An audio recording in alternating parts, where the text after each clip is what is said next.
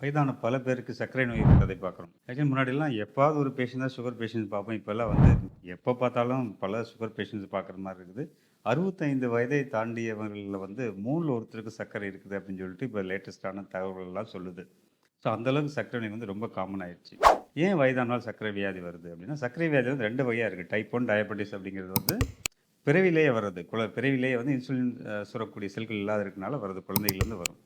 Type 2 diabetes அப்படிங்கிறது வயதானவர்களுக்கு வர்றது. வயதானும்போது என்னன்னா, உடல் பருமனா இருக்கலாம், நிறைய இனிப்புகள் சாப்பிடுற மாரி இருக்கலாம், உணவு கட்டுப்பாடு இல்லாம இருக்கலாம். இதனால வந்து என்னன்னா, அதிகப்படியான சுகர் வந்து ரத்தத்தில இருக்கனால வந்து நம்முடைய இன்சுலின் சுரப்பு வந்து காலியாயிருது.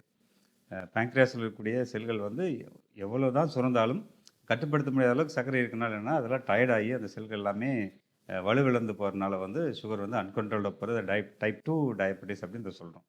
ஸோ இந்த மாதிரியான சுகர் வர்றதுக்கு முக்கியமான காரணம் வந்து ஒபிசிட்டி.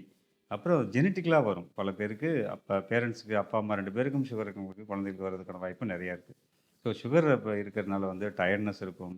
அடிக்கடி சிறுநீர் கழிக்கக்கூடிய பிரச்சனைகள் இருக்கும். நிறைய தண்ணி தாகம் எடுக்கும்.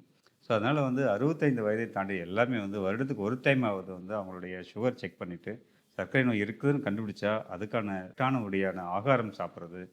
அதேபோல சில நல்ல மருந்து, மாத்திரைகள் தேவைப்பட்டா இன்சுலின் கூட எடுத்துட்டு சுகரை கண்ட்ரோல் பண்ணி வச்சிருந்தோம்னா, இந்த சர்க்கரை வந்து உங்களை பாதிக்காமல் பார்த்துக்கலாம்.